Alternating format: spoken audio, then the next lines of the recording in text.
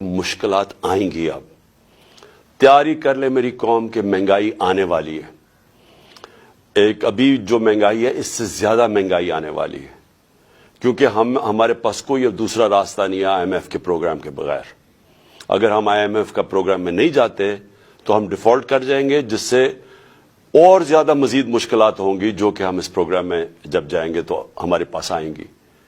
लेकिन मैं आपको अपनी कौम को सिर्फ ये मुश्किलात जो सामने खड़ी हैं एक आपको पैगाम देना चाहता हूं, और मैं उन पाकिस्तानियों को भी जो 7.5 लाख पाकिस्तानी मुल्क छोड़ के चले गए इन पिछले 7 महीने में, और ये जो हमारी इंडस्ट्री बंद हो रही है और हमारे इंडस्ट्रियलिस्ट भी बाहर जा रहे हैं मुल्क से, मैं उन सबको कहना चाहता हूं कि देखिए, जब कौम में मुश्किल वक्त आता है ना, तो आप छोड़ के बाहर नहीं भाग जाते, आप खड़े होकर मुकाबला करते हैं उसका, और फिर मुश्किलें हल हो जाती हैं। हमारे से बहुत बुरे हालात जर्मनी और जापान के थे दूसरी जंग अजीम के बाद। वहां भी तकरीबन कोई बिल्डिंग ही नहीं खड़ी थी, फैक्ट्रियां तबाह हो गई थी, शहर सारे तबाह हो गए थे। उनकी ये समझें कि कोई सोच ही नहीं सकता था कि उधर से कोई खड़ा हो सकता, लेकिन वो दोनों मुल्क चंद सालों के अंदर अपने पैर पे खड़े हो गए। और वो क्यों खड़े हुए?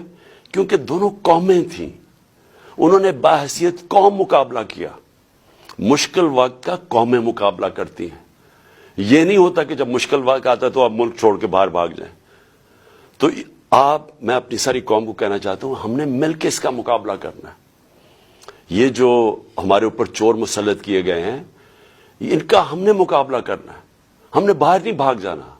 मेरे ऊपर हर दूसरे दिन कोई नया केस आ जाता है, कभी डिस्क्वालीफाई करेंगे, कभी इसको निकाल लेंगे, कभी जेल में डालेंगे, मेरे लोगों के ऊपर केसेस हैं।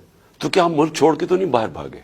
मैं तो यहीं खड़े होकर इसका मुकाबला करूंगा। जान को खतरा है, लेकिन मैं यहीं मुकाबला करूंगा। और मैं आप सबको कहना चाहता हूं कि ये अल्लाह ने हमें एक तोहफा दिया है पाकिस्तान, और कायद आजम ने कहा था कि कोई ताकत पाकिस्तान को तबाह नहीं कर सकती, क्योंकि कायद आजम ने तब सोचा था कि हम बाहैसियत एक कौम जो अपनी आज़ादी को एक समझती है कि अल्लाह की बहुत बड़ी नेमत है कि हमें अंग्रेजों से आज़ादी मिली, तो हम बाहैसियत कौम मुकाबला करेंगे। लेकिन हम कौम नहीं बन सके। लेकिन खुशखबरी ये है कि पहली दफा मैं देख रहा हूं कि मेरा मुल्क एक कौम बनने जा रहा है, और इसलिए मैं कहता हूं कि हम हर मुकाबले का हर मुश्किल का मुकाबला कर सकेंगे। तो मैं नए साल में फिर से आपको मुबारक देने के बाद कहता हूं, तैयार हो जाएं। हमने इस मुल्क को निकालना है इससे, और इंशाल्लाह हम निकालेंगे।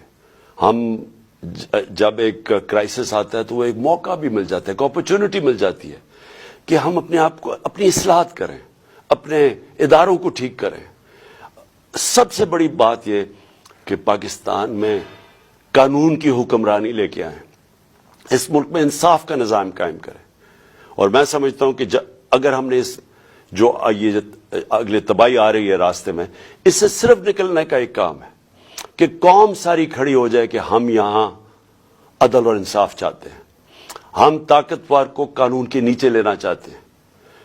जो अल्लाह ने कुरान में कहा हुआ है कि सबसे ज्यादा जरूरत एक मुल्क के अंदर अल्लाह की जमीन पे इंसाफ कायम करो। नबी सल्लल्लाहु अलैहि वसल्लम ने भी कहा हुआ है कि बड़ी कौमें तबाह हुई जिधर ताकतवर के लिए चोर चोरी करता था तो उसको नहीं पकड़ते थे, कमजोर को पकड़ते थे, वो तबाह हो जाती थी। और हजरत अबू बकर जब खलीफा बने, हजरत उमर जब खलीफा बने, दोनों ने पहली तकरीरों में कहा कि हम इंसाफ कायम करेंगे, हम ताकतवर को कानून के नीचे लेके आएंगे। तो ये हम सारी कौम को फैसला कर लेना चाहिए कि अगर हमने अब इसमें से निकलना है, कानून की हुक्मरानी होगी, जंगल का कानून नहीं होगा जो आज पाकिस्तान में है कि ताकतवर चोरी करे और माफ हो जाए और बेचारे गरीब लोग जेलों में हो, और वो चोरी करके बाहर पैसा ले जाए और हमारे पास कोई तरीका ही ना उनको पकड़ने का। तो मैं अब जिसके लिए मैंने आज ये प्रेस कॉन्फ्रेंस की है, क्योंकि पहला साल था तो मैंने आप सबको तैयार करना था सारों को, ताकि मैं भी इंशाल्लाह ठीक हो रहा हूं, तो हमने सब ने मिलकर अब इसका मुकाबला करना है। भागते नहीं है, मुकाबला करते हैं।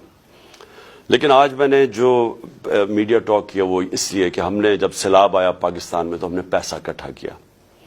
मैं शौकत खानम के लिए 30 साल से पैसा इकट्ठा कर रहा हूं, नमल यूनिवर्सिटी के लिए,